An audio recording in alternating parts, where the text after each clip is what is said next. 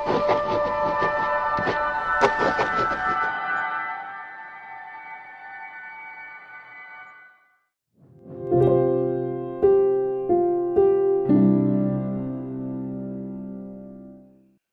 ጤና ይስጥልኝ የተስፋ ቴሌቪዥን ተከታታዮች እንደምን ከረማችሁ?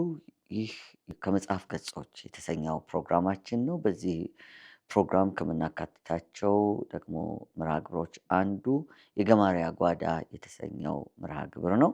በዚህ መርሃ ግብር በጣም እጅግ አስፈላጊ የሆኑ መጽሐፍትን የምንተርክበትና ጥቂት ፍንጥቃዎችን የምናቀርብበት ነው። በዚህ መርሃ ግብር ደግሞ ለዛሬ ላለፉት ሳምንታት ዛሬን ጨምሮ ላለፉት ሳምንታት በዚህ መርሃ ግብር ያካተትነው ወይም እየተረክነው ያለው መጽሐፍ ሾተልና መስቀል የተሰኘው መጽሐፍ ነው። በወንድማችን ግርማዊ የተተረጎመና በወንድማችን ደግሞ ዳግማዊ የተተረከ መጽሐፍ ነው። እኔም ደግሞ ጥቂት ፍንጠቃዎችን አቀርብላችኋለሁ። ባለፈው ሳምንት ዴቪድ ዊልከርሰን የመጽሐፉ ዋና ባለታሪክ ከኒውዮርክ ከተማ ተገኝቶ ከተማዋን በሰለለ ጊዜ የገጠሙትን ደግሞ ተግዳሮቶች፣ ከፍታዎችና ዝቅታዎች ለማየት ሞክረናል። በተለይ በምዕራፍ 7 ላይ ዴቪድ ወደ ወጣቶቹ በጣም የተጠጋበት ጊዜ ነው። የጎዳና ላይ ስብከትም ለማድረግ ሞክሮ ነበረ እና ከሁሉ በፊት ግን አንድ ነገር ተረድቷል። ዴቪድ የተረዳው ነገር ምንድነው? በኒውዮርክ ከተማ መንገዶች ላይ የሚያገኛቸው አጋንንት በተለያየ መንገድ የሚያታልላቸው ወጣቶች እንደሆኑ አውቋል። እነዚህ ወጣቶች አጋንንት የሚያታልላቸው ደግሞ የሌላቸውን እንዳላቸው አድርጎ በመንገር ያልሆኑትን እንደሆኑ አድርጎ ደግሞ በመስበክ ነው። ስለዚህ ከእሱ ጋር ለመጋፈጥ ብቻውን እንደማይችለው ተረድቷል። ስለዚህ በእግዚአብሔር መንፈስ ላይ የበለጠ መደገፍ እንዳለበት መታመን እንዳለበት ስለተረዳ አጥብቆ መጸለይ እንዳለበት አውቋል። እና ይህንን እያሰበ ሳለ በልጅነቱ የገጠመውን አንድ ታሪክ ያስታውሳል። ያም ሃይስኩል በገባ ጊዜ አንድ ጉልበተኛ ወጣት ሊገጥመው እንደሚችል ብዙ ማስፈራሪያ በደረሰው ጊዜ በእግዚአብሔር ፊት እንዴት አድርጎ ተዘጋጅቶ እንደጠበቀው ነው። በጣም ደስ የሚል ታሪክ ነው። ቹክ የሚባል ወጣት ነው። ያ ወጣት እንደምታስታውሱት እና በመንፈሴና በኃይል እንጂ በጉልበት አይደለም፣ በኃይል አይደለም፣ በጉልበት አይደለም የሚለውን ሐሳብ እሱን ሲያስታውስና ደግሞ ሲለው ቆይቶ ቹክን በገጠመው ጊዜ ያንን ነገር በተናገረ ጊዜ ታሪክ ተቀይሮ ዴቪድ ጭራሽ እንደ ጉልበተኛ ኃይለኛ ራሱ ቹክም እንደመሰከረለት በሕይወቴ ከገጠምኳቸው ሰዎች መካከል እንደሱ ጉልበተኛ አልገጠመኝም ብሎ እንደተናገረለት እናስታውሳለን። በወቅቱ ዴቪድ ራሱን እንደሚገልጠው ቹክ ቢያንስ 20 ፓውንድ ከሱ የሚበልጥ በክብደት በቁመትም ቢሆን ተንጠራርቶ የሚመለከተው አይነት ሰው ነበረ። ግን የእግዚአብሔር መንፈስ በላዩ ላይ በወረደበት ጊዜ ቹክን እንዳስፈራራለት ነው የተረዳነው። ይህንኑ ነገር እያሰላሰለ ሳለ ደግሞ አያቱ የነገሩትን እና ያሳሰቡትን አንድ መሰረታዊ ነገር ማስታወስ አስፈልጎታል። ያም ምንድነው?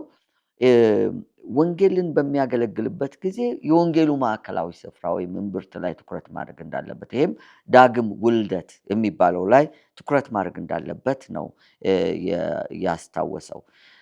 ይህን ፕሮግራም የምትከታተሉ በተለይ በአገልግሎት ላይ ያላችሁ ሰዎች በጣም ትኩረት ልናደርግበት ከሚገባ ነገር አንዱ ሰዎችን ለመለወጥ ደግነት፣ መልካም ቀና ሐሳቢነት ብቻውን ዋጋ የለውም። ከዛ ይልቅ በጣም አጥብቀን ልንጸልይላቸውና ደግሞም የምንናገራቸው ማናቸውም ነገሮች በሰዎች ዳግም ልደት ላይ ለውጥ ላይ ትኩረት የሚያደርጉ ለዚህም ደግሞ የዮሐንስ ወንጌል ምዕራፍ 3ን ዴቪድ ዋቢ አድርጎ አያቱ እንደጠቀሱለት ያስታውሳል። እኛም እዛ ላይ ትኩረት ማድረግ እንዳለብን ማስታወስ አለብን።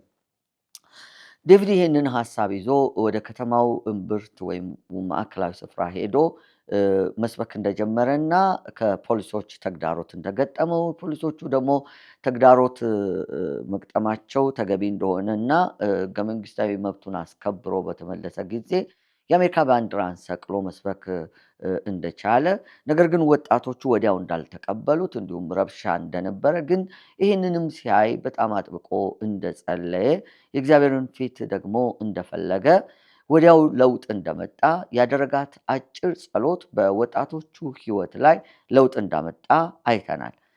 ይህንም የሚያስገነዝበን በዚህ መጽሐፍ ውስጥ ከምናገኛቸው መሰረታዊ ጉዳዮች አንዱ የጸሎትን ኃይል ነው። የምንጸልየው ጸሎት በመንፈስ ቅዱስ መደገፍ፣ በመንፈስ ቅዱስ መታመን፣ መንፈስ ቅዱስም ደግሞ በእኛ እንዲሰራ አጥብቀን መጸለይ እንዳለብን በዚህ መጽሐፍ እያንዳንዱ ምዕራፍ ላይ እንገነዘባለን። ዴቪድ የሚያደርገው ይሄንን ነው። በጸለየ ቁጥር አንገቱን አቀርቅሮ ወደ እግዚአብሔር ፊቱን በመለሰ ቁጥር በልጆቹ ላይ አስደናቂ የሆነ ለውጥ እናያለን። ጌታ ኢየሱስ የተናገረውን እዚህ ላይ ማስታወስ ያስፈልጋል። ኃይለኛውን ሰሩ፣ ኃይለኛውን ሳታስሩ ቤቱን መበዝበዝ አትችሉም ብሏል። ስለዚህ ለወንጌል አገልግሎት ስንወጣ ማናቸውንም አይነት አገልግሎት ለማገልገል ስንነሳ በጸሎት በእግዚአብሔር ፊት መቅረብና በመንፈስ ቅዱስ መታመን እንደሚገባን ከዚህ የዴቪድ ድርጊትና ልምምዶች እንገነዘባለን። ብዙ ጊዜ ለጸሎት የምንሰጠው ስፍራ ያን ያክል ይሆንና ስርዓቶችን ወይም ልምምዶቻችን ላይ ብቻ ትኩረት እናደርጋለን። ጸሎት ግን የማይለወጥ የማይሻር ትልቅ ስፍራ እንዳለው መገንዘብ ያስፈልገናል። በዴቪድ ሕይወት ላይ የሆነው ይሄ ትልቅ ነገር በእግዚአብሔር እርዳታ እንደሆነም እንገነዘባለን። በዴቪድ የታሪክ በሾተልና መስቀል 7ኛ ምዕራፍ መጨረሻ ላይ የምናገኘው ዴቪድ በጣም ትልቅ የሆነው የወንበዴ ቡድኖችን ለመገናኘት ችሏል። በተለይ ቻፕሊንስ እና ማሞስ የሚባሉት እነዚህ የጥቁሮችና የስፓኒሽ የወንበዴ ቡድኖች ናቸው። ከነሱ መካከል ደግሞ ራሳቸውን ለጌታ የሰጡ በተለይ እንደ ቡኮርድ እና መርከበኛው ሁለቱ እንደገና ደግሞ በተጨማሪ እስራኤል እና ኒክ የሚባሉ ሌሎች ወጣቶች የወንበዴ ቡድን መሪዎችን እንዳገኘ ነው በምዕራፍ 7 መጨረሻ ላይ የምናገኘው። የልጆቹ ለውጥ በጣም አስደናቂ ቢሆንም ከኒኪ በስተቀር ኒኪ በእርግጥ ዝቶበታል፣ አስፈራርቶታል። ሌሎቹ ግን ቀና ምላሽ ሰጥተውታል። አንዳንዶቹም በደስታ ነው የሄዱት እና ይህንን ግን ለመቀበል ዴቪድ ትንሽ ተቸግሮ ነበር። ጸሎት ከጸለይን በኋላ የሚቸግረን አንዱ ነገር ምንድን ነው?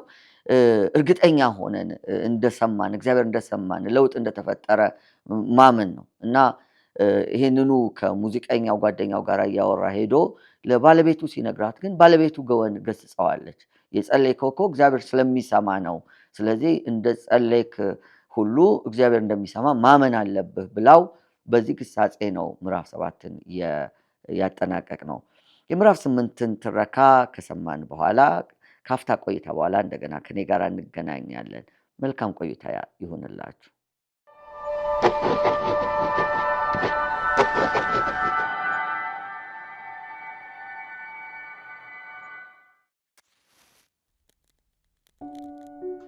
ሾተልና መስቀል በዴቪድ ዊልከርሰን ምዕራፍ 8። ወደ ራእዬ በሚያደርሰው ጎዳና ላይ የመጀመሪያውን እጅግ አስፈላጊ እርምጃ እንዳለፍኩ ሆኖ ተሰማኝ። ልረዳ ከምችለው የላቀ ተስፋ ተሰጥቶኝ ነበርና ምናልባትም በመጨረሻ ሊዩስን እንዳይ ፈቀድልኝ ይሆናል ስል ተማመንኩ። ከአንጀሎ እንደሰማሁት ሊዩስ ኒውዮርክ ወደሚገኘው አልሚራ እስር ቤት እንዲዛወር ተወስኖ ነበር። ላየው የምችል ይመስልሃል ስል አንጀሎን ጠየቁት። አትችልም ዴቭ፣ እዚያ መድረስ የምትችለው ተዋረዳቸውን ጠብቀ በመጓዝ ነው። ደግሞም ከዚህ በፊት በችሎቱ እንደቀረብክ ሲያውቁ አያስገቡህም ሲል መለሰልኝ። ይህም ሆኖ ለሞክር ፈለኩ። በኤልሚራ አካባቢ በሚኖረኝ ቀጣይ የስብከት ጊዜ ልጁን ለማየት ምን ማድረግ እንዳለብኝ አጠያየኩ። ከዚያም ወደ ጣቢያው ሄጄ ጠባበቅ ጀመር። ባቡሩ ሲመጣ ወደ 20 የሚሆኑ ልጆች ተራገፉ።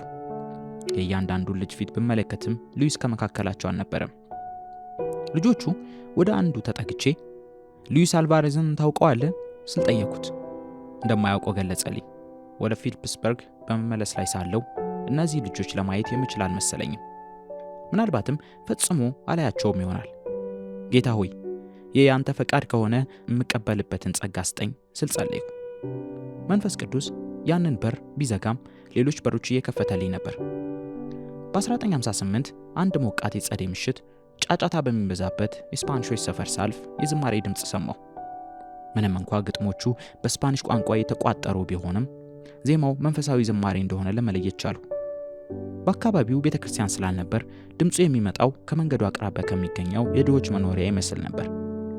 ከመኪና ክንፍ ላይ ተቀምጦ ሲጋራ የሚያጨሰውን ወጣት ማን ነው የሚዘምረው ስል ጠየቅኩት። ሙዚቃ የአካባቢው ጫጫታ አካል በመሆኑ ልጁ አልሰማውም ነበርና አሁን ገና ለማጣራት ጆሮውን አዘመመ።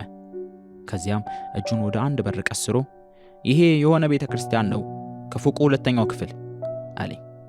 እኔም በፍጥነት ደረጃውን ወጥቼ በሩን አንኳኳው። ተከፈተልኝ። ይሁንና የቤቱ ብርሃን ከፊቴ ላይ ሲያርፍ ከውስጥ ተቀምጣ የነበረችው ሴት በመጠኑ ድንግጥ አለች። ከፊሉን በር በእኔ ላይ ዘግታ ወደ ውስጥ ተመለሰችና በስፓኒሽ ቋንቋ የሆነ ነገር ተናገረች። ወዲያውም በሩ በፈገግታ በታጀቡና የወዳጅነት መንፈስ በሚታይባቸው ሰዎች ተጣበበ። ክንዶቼን ይዘው ወደ ውስጥ አስገቡኝ። ዴቪድ ነህ አለኝ አንዱ። ከችሎቱ የተባረርከው ሰባኪው ዴቪድ አንተ አይደለ? ለካስ ይህ በአሴምብሊስ ኦፍ ጋድ ወደ ቤተ ክርስቲያን በስፓኒሽ ቅርንጫፍ ነበር። ምዕመናኑ የቤተ ክርስቲያን ህንፃ የሚገነቡበትን ገንዘብ እስኪያገኙ ድረስ በግለሰቦች ቤቶች ውስጥ ይሰባሰቡ ነበር። እነዚህ ሰዎች የማይክል ፋርመርን ችሎት በቅርብ በመከታተላቸው ፎቶዬን ተመልክተው ነበር። ስለ አንተ ስንጸልይ ነበርና ዛሬ ከመካከላችን መገኘት አስደነቀን አለኝ አንዱ ከሰዎቹ አንዱ። ስሙ ቪንሰንት ኦርትስ ሲሆን የአንዲት አነስተኛ ቤተ ክርስቲያን አገልጋይ ነበር።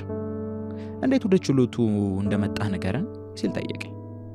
ስለሆነም በዚያን ምሽት የራሴ ቤተ ክርስቲያን ምዕመናን ለሆኑ ሰዎች እግዚአብሔር በኒውዮርክ ጎዳናዎች እንዴት እንደመራኝ ለመናገር እድል አገኘው።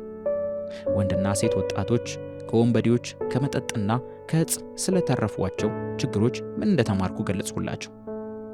ስለ ራእዬና ስለተሻገርኩት የመጀመሪያው ታላቅ እርምጃም ነገርኳቸው። ያንን ሐሳብ በአእምሮ ያስቀመጠው እግዚአብሔር ይመስለኛል።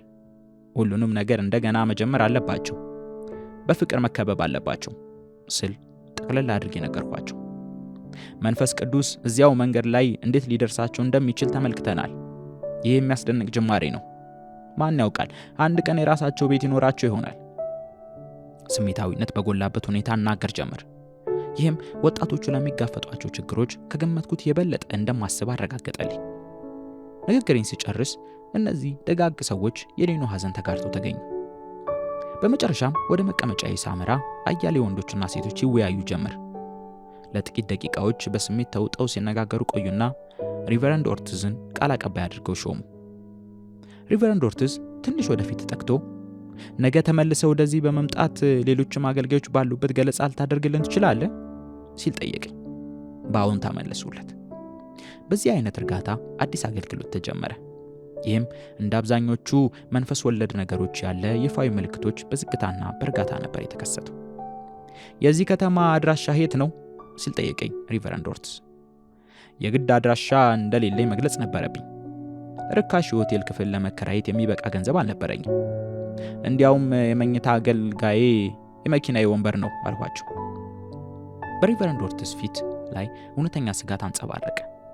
ይሄማ አይደረግም ካለ በኋላ የተናገርኩትን ለሌሎች ሲተረጉም እርሱ ባለው ተስማሙ። አደገኛ ነው፣ ከምትገምተው የበለጠ አደገኛ ነው። እዚህ ቤታችን መምጣት አለብህ። የዛሬውንና በዚህ ከተማ ውስጥ የምታሳልፈውን ማንኛውም ሌሊት እዚሁ ከኛ ጋር ማሳለፍ አለብህ። እኔም የቸርነት ግብዣቸውን በደስታ ተቀበልኩት።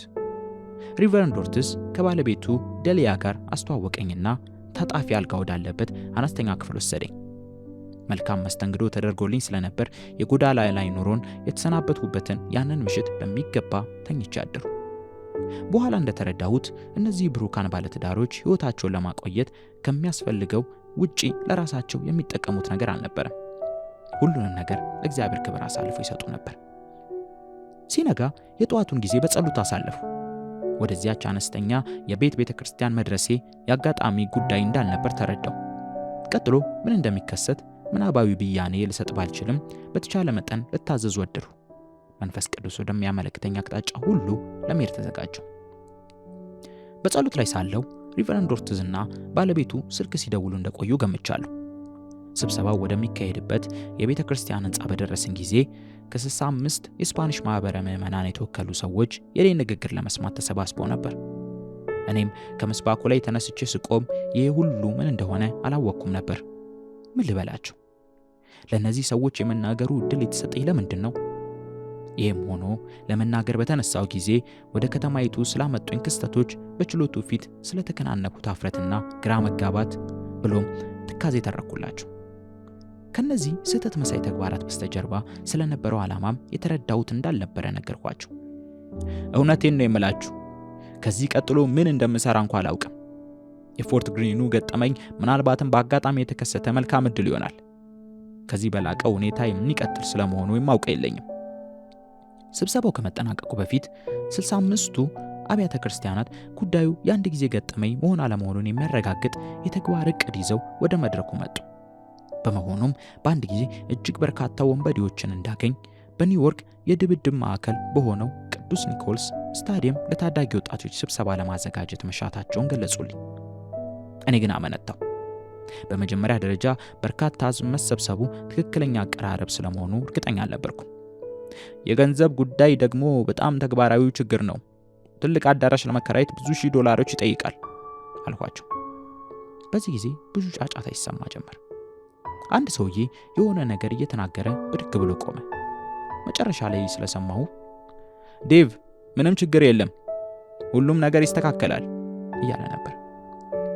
ሰውየው ለጉዳዩ ምንም ትኩረት ሳይሰጥ እንዲሁ በጭፍን የሚናገር መሆን አለበት ብዬ ደመደምኩ። ከስብሰባው በኋላ ግን ሰውየው ወደፊት መጥቶ ተዋወቀ። ስሙ በኒኞ ደልጋዶ ሲሆን ስራው ጥብቅና ነበር። አሁንም ሁሉም ነገር ይስተካከላል ሲል የመጀመሪያ ሐሳቡን ደገመ። ዴቭ፣ ወደ ቅዱሱ ኒኮልስ ስታዲየም ሂድና አዳራሹን ተከራይተህ ለልጆቹ ስበክ፣ ሁሉም ነገር ይስተካከላል። እኔም ሰውየው በስሜት የሚነዳ ህልመኛ እንደሆነ በእርግጠኝነት ወሰንኩ። ሚስተር ደልጋዶ ከፊቴ ላይ ይህንን በማጤኑ እጁን ወደ ኪሱ ከቶ በህይወት ዘመኔ ካየሁት ሁሉ እጅግ የበረከተ ገንዘብ የተመዘገበበትን ቼክ አወጣ። ለልጆቹ አንተ ስበክ፣ እኔ አዳራሹን እከራያለሁ አለ። እንዳለውም አደረገ። በዚህ አይነት ነበር በአጭር ጊዜ ውስጥ በከተማ አቀፍ የወጣቶች ስብሰባ ላይ ለመገኘት ያቀሩት። ስብሰባው የሚካሄደው በሐምሌ አጋማሽ ላይ ነበር። ይህንኑ ዜና ይዤ ወደ ፊልስበርግ ስመለስ ህዝቡ ሁሉ ተደሰተ። ጎን ብቻ ነበረች በመጠኑ ዝም ያለችው። በመጨረሻም የመውለጃዬ ጊዜ ያኔ እንደሚሆን ታውቃለህ አለች። እኔ ግን አላወቅኩም ነበር። ይሁንና አንድ ባል ለሚስቱ እንዴት እንዲህ ያለ ነገር ሊናገር ይችላል? ልጁ ከሐምሌ አጋማሽ በኋላ እንደሚመጣ ለማሳመን የሆነ ያልሆነ ቀበጣጠሩ። ጎን ሳቀች። ልጁ እንኳ የሚመጣው በጊዜው ነው። አንተ ግን በሐሳብህ ስለተያዝ ቀኑን አታውቀውም። አንድ ቀን ወንድ ልጅ ዱብ ሳደርግልህ በመደነቅ ትሞላለህ። ይህም ሆኖ ልጁ አድጎ አባባ እስኪልህ ድረስ እስከ መፈጠሩም የምታስታውሰው አይመስለኝም አለች። ይህም የማይጠረጠር እውነት ነበር። የፊልስበርጓ ቤተ ክርስቲያን ለሚቀጥሉት 2 ወራት በገንዘብ ብቻ ሳይሆን በሞራል ድጋፍም ከፍተኛ እገዛ አደረገችልኝ። ወደ ኒውዮርክ ከተማ የማደርገው ጉዞ ለሚጠባበቁ ሰዎች እነዚህ የ12፣ የ13፣ 14 ዓመት ልጆች ስለሚጋፈጧቸው መራራ ችግሮች እናገር ነበር። በመሆኑም ጌታ ለኒውዮርክ ባዘጋጀው ዕቅድ ውስጥ ምን ያህል እገዛ እንደሚያደርጉ ያውቁ ነበር። ከቤተ ክርስቲያኔ ብዙም ላለመራቅ ስል እረፍቴን ከወጣቶቹ ስብሰባ ጋር አያይዤ ወሰድኩ። ይህም ሆኖ የሐምሌ ወር እየቀረበ ሲመጣ ብዙውን ጊዜ በወርትስ ቤት አሳልፍ ጀመር። የስፓኒሽ አብያተ ክርስቲያናት ከፍተኛ እርዳታ አደረጉልን። በኒውዮርክ ከተማ ሁሉ የአንድ ሳምንት ስብሰባ እንደሚደረግ የሚያውጁ ማስታወቂያዎችን በከተማይቱ ሁሉ የሚሰቀሉትን ሰራተኞች ሰጡ። ምናልባት አዲሱን መንገድ ለመከተል የሚሞክሩ ወጣቶች ከተገኙ የሚያማክሯቸውንም ሰዎች አሰለጠኑ። በሙዚቃና በመስተንግዶ የሚያገለግሉትን ሰዎች ከማዘጋጀታቸውም በላይ ከአዳራሹ ጋር የተያያዙትንም ተግባራዊ ጉዳዮች አጠናቀቁ። የኔ ድርሻ ወጣቶችን ማሰባሰብ ብቻ ነበር። መጀመሪያ ሲታቀድ ይሄ ሁሉ እንደ ቀላል ስራ ታይቶ ነበር። ጊዜው የደረሰ ሲመጣ ግን እንዲህ አይነቱን ግዙፍ ስብሰባ ማካሄድ ያዋጣ ይሆን እያልኩ ጠረጥር ጀመር። በየመንገዱ እየተዘዋወሩ በመቶዎች ከሚቆጠሩ ወንዶችና ሴቶች ወጣቶች ጋር የተነጋገርኩ በሆነም እስካሁን ድረስ ከጭንቀታቸው እምብርት ላይ መገኘት ምን እንደሚመስል አላወቅኩም ነበር። በቀዳሚነት የፈሩት ጥሏቸው ሲሄዱ ሳሮቻቸው እንዳይረገጡ ነበር። ሌላው ደግሞ ከብዙ ሕዝብ ጋር መሰባሰቡ አስፈርቷቸው ነበር። ጥላቻቸውና ሚዛናዊነት የጎደሉ አመለካከታቸው፣ ቁጣቸውና ሰላማዊነት የራቀ ባህሪያቸው አገርሽቶ ወደ ተለመደው ጦርነት እንዳይመራቸው ፈርተው ነበር።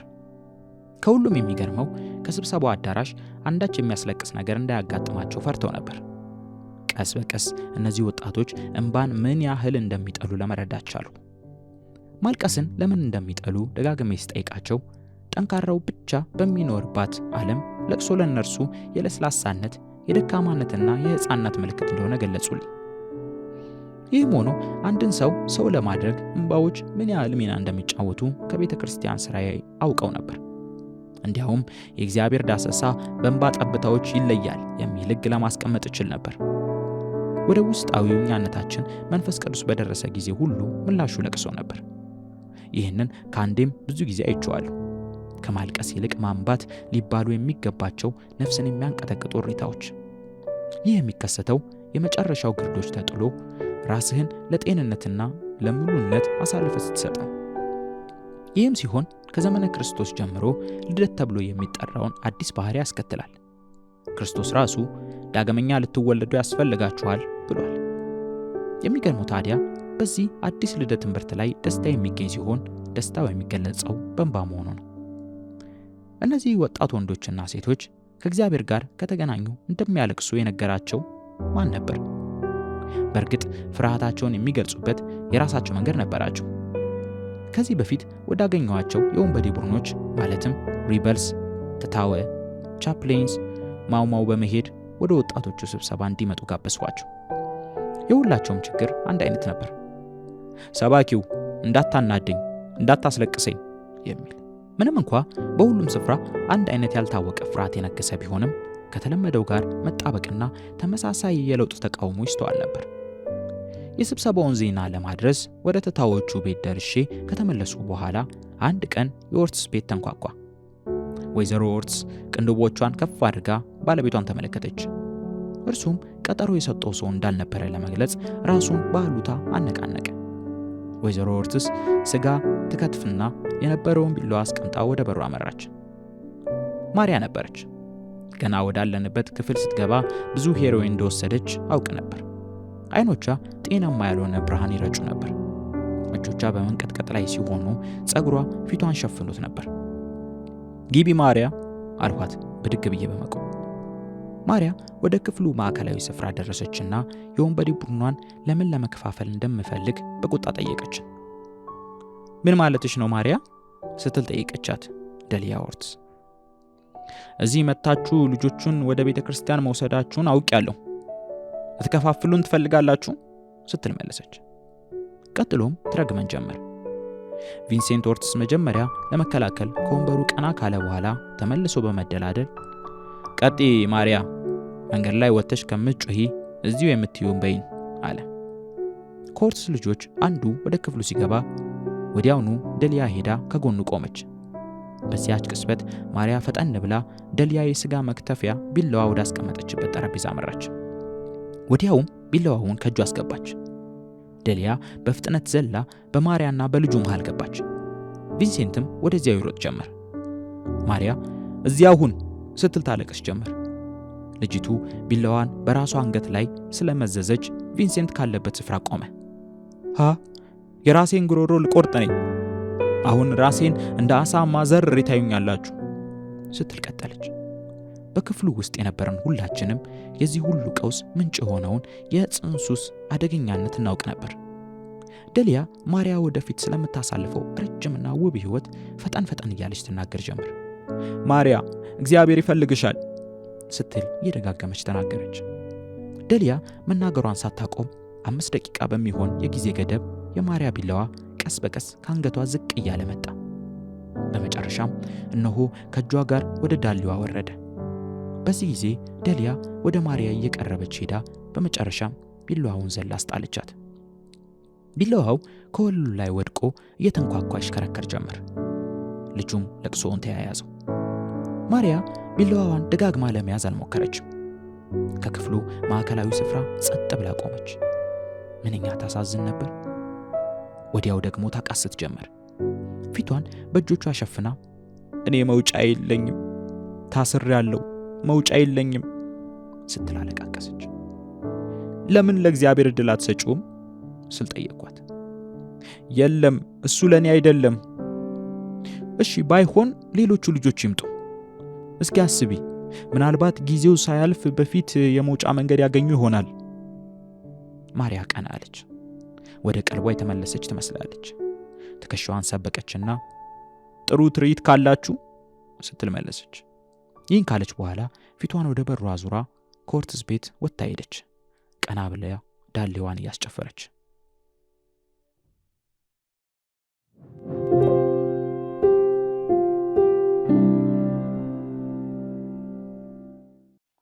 ተመልካቾቻችን መቼስ በትረካው እየተመሰጣችሁና ከዚህ በኋላ ምን ይሁን ብላችሁ እየጓጓችሁ እንደሆናችሁ ተስፋ አደርጋለሁ።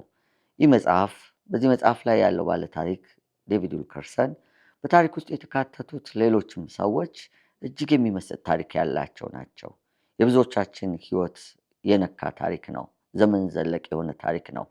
በምዕራፍ 8 ላይ እንደተመለከትነው ዴቪድ አሁንም ተስፋ አልቆረጠም። እነዛን መጀመሪያ ያገኛቸውን 7 ወጣቶችን ለማግኘት ተስፋ ያደርጋል። ግን እያገኛቸው አይደለም። በተለይ ሉዊስን ደጋግሞ ተስፋ ያደርጋል። ግን ተስፋ እየቆረጠም ይመስላል እነዚህ ልጆች ማግኘት እንደማይችል። በኒውዮርክ ጎዳናዎችም ላይ ግን መመላለሱን መዟዟሩን አላቋረጠም። ከ4 ወር በላይ ሆኖታል። በየሳምንቱ የእረፍት ጊዜውን እየተጠቀመ ወደ ኒውዮርክ ሲመላለስ ዋጋ እየከፈለ ጠዋት መጥቶ ቀትር ላይ ከደረሰ በኋላ ከሰዓቱን በኒውዮርክ ጎዳናዎች እስከ ምሽት ሲመላለስ ቆይቶ ከዛ እንደገና ደግሞ ምሽቱን በመኪና ውስጥ እያደረ ይህንን አገልግሎት መፈጸም ከጀመረ 4 እና 5 ወራት ተቆጥረዋል። አንድ ቀን ድንገት በመንገድ ላይ እንዲሁ እንደ ልማዱ ሲመላለስ ዝማሬ ሰማ። ደስ የሚል ዝማሬ፣ ጡመ ዜማ። እናም ሰዎችን ሲጠይቅ በአካባቢው ጩኸት፣ ዝማሬ፣ ሙዚቃ የተለመደ ስለነበረ ሰዎች ትኩረት እንኳን የሚሰጡት አልነበረም እና ምንድን ነው ብሎ ሲጠይቅ ቤተክርስቲያን እንዳለ ሰማ። ለካስ እዛ አካባቢ ቤተክርስቲያን ነበር። ይሄ ቤተክርስቲያን ደግሞ የአሰምስ ኦፍ ጋድ ቤተክርስቲያን ነበረ። ወደ ውስጥ ሲገባ በፈገግታ የተሞሉ ሰዎች ተቀበሉት። በእርግጥ ሰዎች ወዲያው ነበር ያወቁት። እንዴት አወቁት? ወደኋላ ታሪኩን በምዕራፍ 1፣ 2 ላይ ያሉትን ታሪኮች ማስታወስ ያስፈልጋል። ምክንያቱም የዴቪድ ፊት በጋዜጣ ላይ ወጥቶ ስለነበረ እና የዛን ጊዜ ደግሞ ጋዜጣዎች በየዕለቱ ሰዎች ፈልገው የሚያነቧቸው ስለነበረ ፊቱ ለነሱ አዲስ አልነበረም።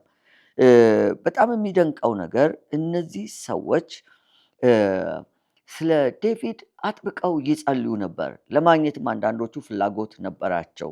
እነዚህ የአሰምብሊስ ኦፍ ጋድ ቤተክርስቲያን አባላት በወቅቱ ለቤተክርስቲያን መገንቢያና ደግሞ ቦታም መግዣ ስላልነበራቸው ነው በቤት ውስጥ አገልግሎታቸውን ይፈጽሙ የነበሩት። ዴቪድም በተገናኛቸው ጊዜ በፈገግታና በአክብሮት ተቀበሉት፣ በደስታ ተቀበሉት። ከዛም በኋላ ያሳለፈውን ውጣውረድ እንዴት ራዩ እንደተቀበለ ያው ለእኛ እንደተረከልን ይተርክላቸዋል። እና እነዚህ ሰዎች ንግግሩን ሲጨርስ የራእዩ ተካፋዮች ሆነው እንደገና ሌሎችን ሰዎች ጨምረው ለማግኘት ቀጠሮ ያዙለት። ግን ድንገት የት ነው የምትኖረው ብለው ጠየቁት። መኪና ውስጥ እንደሚያድር ሲነግራቸው በጣም ደነገጡ። ለካስ እዛ ስፍራ በኒውዮርክ ጎዳናዎች ላይ በወቅቱ ሌሊቱን ማሳለፍ ሕይወትን ለሞት እንኳን አደጋ ላይ ሊጥል የሚችል ከባድ ሪስክ ነበረው፣ አደጋ ነበረው። ዴቪድ ግን ይህንን አያውቅም ነበር። በምዕራፍ 7 ላይ በአንድ ስፍራ እንደሚናገረው አሁን ቢሆን ኖሮ ያንን ለማድረግ አልደፍርም ነበር ይላል። ከባድ የሆነ መንገድ ነበር የሚያሳልፈው። ትዝ ይላችሁ እንደሆነ በመኪናው ላይ ሲተኛ በጋዜጣ መስታወቶቹን ሸፍኖ ነበር እዛው ያድር የነበረው። በሚቀጥለው ቀን ወደ 65 የሚሆኑ አብያተ ክርስቲያናት ተሰብስበው ራእዩን አካፈላቸው። እነዚህ ሰዎች በኒውዮርክ ከተማ ውስጥ ትልቅ ጉባኤ ሊያደርጉለትም ቃል ገቡለት። በጣም ደስተኞች ነበሩ። እንደውም አንድ ሰው ከመካከል ተነስቶ በሕይወት ዘመኑ አይቶት የማያውቀውን አይነት ገንዘብ የተጻፈበትን ቼክ በእጁ አስቀመጠለት። በትልቅ ስቴዲየም ወይም መሰብሰቢያ ስፍራ ልጆቹን ሰብስቦ የጀማ ወንጌል ስብከት ወይም ክሩሴድ ለማድረግም ቃል ገቡለት። ይህም በጣም አስደናቂ ነገር ነው። እግዚአብሔርን ታዘን መንገዳችንን ከተጓዝን እግዚአብሔር ያቅርቦት እጦት ወይም እጥረት የለበትም። እኛ ድምፁን ሰምተን ከተጓዝን ለራእዩ አስፈላጊ የሆነውን አቅርቦት እግዚአብሔር ያቀርብልናል። ምናልባት ይህን ፕሮግራም የምትከታተሉ እግዚአብሔር ተናግሯችሁ የበጀትና የአቅርቦት ችግር የገጠማችሁ ሰዎች ብትኖሩ በእግዚአብሔር መታመን በጸሎትም በፊቱ መቅረብ ብቻ እንደሚያስፈልግ ከዚህ ከዴቪድ ሕይወት እንረዳለን። ዴቪድ ይህንን አገልግሎት በሚያገለግልበት ጊዜ ግን ቤተሰቡን ዘንግቶ ነበረ፣ ችላ ብሎ ነበር። ባለቤቱ ግን አገልግሎቱ ምን ያክል ከባድ እንደሆነ ትረዳው ነበር። ቤተክርስቲያንም ከጎኑ ቆማ ነበር። እዚህ ጋር የምናየው ነገር አንዳንድ ጊዜ እግዚአብሔር ራእይ የሰጣቸው ሰዎች በወቅቱ ለእኛ ግልጥ ብሎ ላይታየን ይችላል። እነዛ ሰዎች በቀና ልብ በንጹህ ልብ አገልግሎቱን ለማገልገል እስከተነሱ ድረስ የትዳር አጋሮች፣ ልጆች፣ ወላጆች፣ የቤተ ክርስቲያን ደግሞ ወዳጆች አብረው የሚያገለግሉ ምን ያህል አብረዋቸው መቆም እንዳለባቸው ከዴቪድ ሕይወት እንረዳለን። በዚህ ጊዜ ምንም እንኳን ዴቪድ አገልግሎቱ በጣም ከባድ እንደነበረ ቢታይም ነገር ግን በዙሪያ ያሉ ሰዎች ሁሉ አብረውት ነበሩ። ምናልባት ዴቪድ ይሄንም እንዲሆን ደግሞ በእግዚአብሔር ላይ ያለው መታመንና የጸሎት ሕይወቱ በጣም የረዳው ይመስላል። በነገራችን ላይ የዴቪድ ሕይወት በሉቃስ ወንጌል ላይ ከተጻፈው የጌታ ኢየሱስ ክርስቶስ ጋር ይመሳሰላል። የሉቃስን ወንጌል በቅርቡ ከጫፍ እስከ ጫፍ እንደገና ከወገኖች ጋር ስናጠናው ነበረንና በጣም ከተገረምንባቸው ነገሮች መካከል በመስመሮች መካከል በምዕራፎች መካከል የጌታ ኢየሱስ ክርስቶስ ሕይወት የጸሎት ሕይወት እንደሆነ እጅግ እንረዳለን። ስለዚህ ጸሎት በአገልግሎት ውስጥ በጣም አስፈላጊ ነገር እንደሆነ ከዚህ እንገነዘባለን። በዚህ መካከል እንግዲህ የቤተ ክርስቲያን አብረውት መቆም የአብያተ ክርስቲያናት ከዴቪድ ጋር መቆም ለስብሰባው ትልቅ ዝግጅት እንዲያደርጉ ረዳቸው። ልጆቹ የሚያሳስባቸውን ነገር ለይተው አወቁ። ወደ ስብሰባው ሲመጡ ትተዋቸው የሚመጡ ንብረቶቻችን የሚሏቸው ነገሮች ያሳስቧቸው ነበረ። ለዚህም ደግሞ ዴቪድ መፍትሄ ማበጀት ነበረበት።